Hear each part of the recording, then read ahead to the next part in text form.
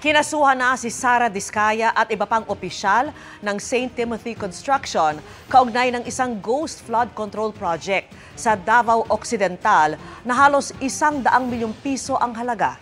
Kabilang sa isinampa ang kasong malversation na walang piyansa. Nakatutok si Ivan Mayrina. Makukulong na sila. Wala silang Merry Christmas. Before Christmas, makukulong na sila. May halos 20 araw na lang para matupad ang pangakong ito. Kauntay ng pagpapanagot sa mga sangkot sa mga flood control scandal. Wala pang nakukulong pero may mga panibagong kinasuhan ayon kay Pangulong Bongbong Marcos. Dahil daw sa isang ghost flood control project sa Kulaman, Jose Abad Santos, Davao Occidental.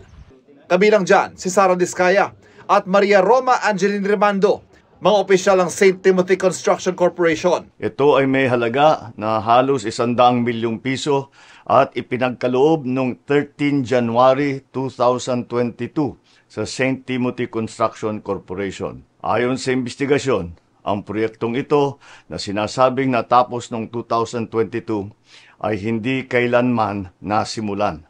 Ayon sa Pangulo, lumabas sa investigasyon ng Ombudsman na palsipikado ang mga isinumiti nilang patunay na tapos na ang proyekto kahit walang construction na ginawa, kabilang ang final billing, certificate of completion at mga inspection reports. Malversation ay isa sa mga kasong isinampa, isang krimeng walang piyansa. Ang malversation ay non-bailable.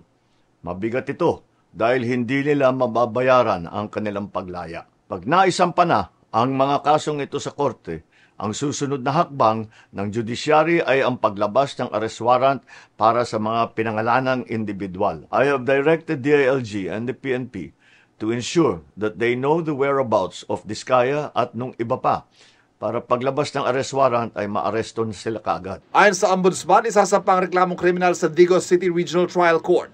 Bukod kay Diskaya at Rimando, dawit din ang mga opisyal ng DPWH Davao Occidental District Engineering Office, kabilang kanilang district engineer at assistant district engineer. Damay din at suspendido na ang mga section chief, project engineer at inspector ng DPWH. Sinusubukan naming hinga ng pahayag ang mga kinasuhan. For the same behavior, the DPWH Davao Occidental officials involved are likewise preventively suspended for a period of 6 months. Ito ay kalawang malaking kasong isinampa kaugnay ng flood control scandal. Pero marami pang nasa proseso ng investigasyon at pangangalap ng ebidensya ayon sa Ombudsman.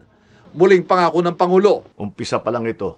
Marami pa tayong ipapakulong at marami pang magpapasko sa kulungan. Para sa GMA Integrated News, Ivan Mayrina, Nakatutok, 24 Oras.